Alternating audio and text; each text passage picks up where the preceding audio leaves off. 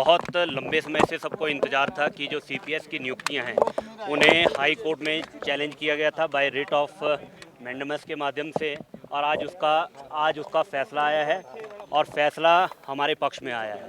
Court ने माना है कि जो एचपी पार्लियामेंट सेक्रेटरीज 2006 एक्ट जो था वो मेंटेनेबल नहीं है, और कोर्ट ने इसमें इमीडिएटली सरकार को ये आदेश दिए हैं कि जब ये मेंटेनेबल है और ये असम की जजमेंट जो बिमलोंगशु रॉय के साथ जो सुप्रीम कोर्ट की जजमेंट है उससे फुली कवर्ड है, तो कोर्ट ने चीफ सेक्रेटरी को अभी आदेश दिए हैं कि फोर्थ विद इनकी सारी फैसिलिटीज़ को विड्रॉ कर दिया जाए, चाहे वो गाड़ी है चाहे वो बंगला है, और सारी चीज़ें जो सारी फैसिलिटीज़ इनसे छीन ली जाएं।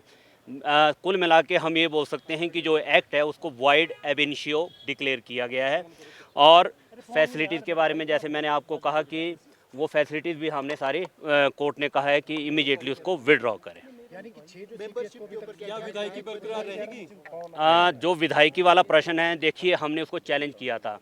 जो डिस्क्वालिफिकेशन एक्ट है 1971 का, उसको हमने सेक्शन 3 को अपनी क्वेश्चनिंग उसकी मांगी थी, परंतु अभी जजमेंट जैसे अभी कोर्ट में सुनाई गई है, जजमेंट अभी अपलोड होनी है। जैसे ही जजमेंट अपलोड होती है उसको हम स्टडी करेंगे और उसमें देखेंगे कि डिटेल में जजमेंट में क्या जो कोर्ट ने हेल्ड किया है, फर्दर फिर हम आप लोगों से रूबरू होंगे। क्या आदेश सारी सुख सुविधाएं इनको इनसे हटाने को कहा है, छीनने का गाड़ी बंगला, ये क्या निर्देश इस संबंध में हाईकोर्ट ने दिए? देखिए, जैसे मैंने पहले कहा कि जो एक हमारे हिमाचल में Himachal Pradesh parliamentary secretary 2000 act, जिसको कोर्ट ने कहा है कि इसको बनाने की पावर्स ही नहीं थी, ये अनकॉन्स्टिट्यूशनल था।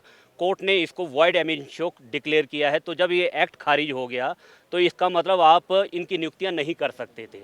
इनकी नियुक्तियों को कोर्ट ने रद्द कर दिया है, और इसलिए इमीडिएटली जो भी 6 सीपीएस सरकार ने बनाए थे उनको पदों से हटाना पड़ेगा। क्या इनसे रिकवरी होगी?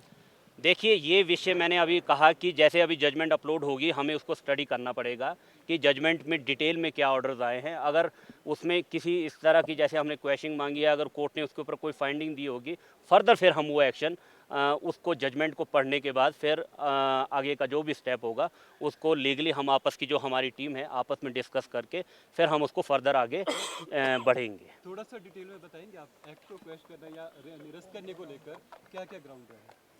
देखिए, ग्राउंड में हमारा जो था बेसिक ये था कि जो 91st अमेंडमेंट थी, एक ये ग्राउंड था। 164 को जो कॉन्स्टिट्यूशन में जो आर्टिकल है उसमें कहा गया है कि जब ये नियुक्तियां नहीं हो सकती, आपके पास कोई मैंडेट ही नहीं था, कॉन्स्टिट्यूशन में कोई प्रोविज़न नहीं था।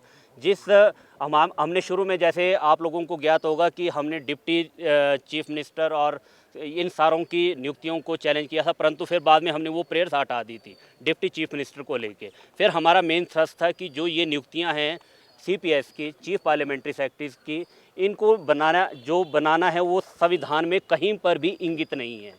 कोर्ट ने हमारी बातों को माना, और इसके लिए सुप्रीम कोर्ट का जो कानून है स्टेट ऑफ असम का बिमलोंगशु रॉय, उसमें बड़ा क्लियर लिखा है कि सरकार के पास कोई पावर्स नहीं है इस तरह के एक्ट को बनाने की, तो और क्योंकि लेजिस्लेटिव इनकम्पिटेंस है, और कोर्ट ने इस चीज़ को माना है। परंतु फिर मैं दोबारा से वही बात दोहराऊंगा कि अभी हमें जजमेंट को पूरी तरह से स्टडी करना होगा। जजमेंट मुझे लगता है कि आधे एक घंटे में या घंटे भर में शाम तक ये अपलोड हो जाएगी। का जो एक्ट था उस पर कोर्ट ने सीधे तौर पे कहा है, क्या उसको निरस्त कर दिया है। सरल शब्दों में समझें कि उसको निरस्त कर दिया है। आपको याद होगा कि 2005 में भी हाई कोर्ट में इसी तरह का फैसला आया था जब सीपीएस की नियुक्तियां हुई थी, तो हिमाचल सरकार ने क्या किया कि 2006 में इस एक्ट को बना दिया, जो जनवरी शायद 2007 से फोर्स में आया था, एप्लीकेबल था। तो आज कोर्ट ने उस एक्ट को ही निरस्त कर दिया है, तो इसलिए ये सारी की सारी नियुक्तियां जो हैं वो रद्द मानी गई है। Thank you very much.